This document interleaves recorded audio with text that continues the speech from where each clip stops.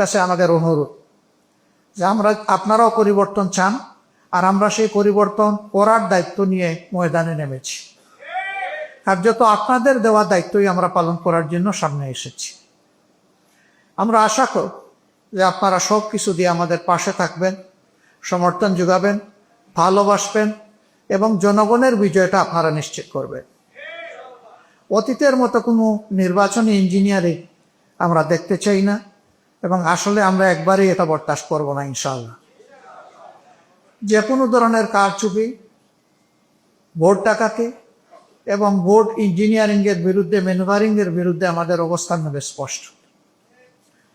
এদেশে যে যুব সমাজ তিনটা নির্বাচনে ভোট দেওয়ার বয়স হওয়া সত্ত্বেও একটা ভোটও দিতে পারল না, আমরা তাদের ভোটটা নিশ্চিত করতে চাই।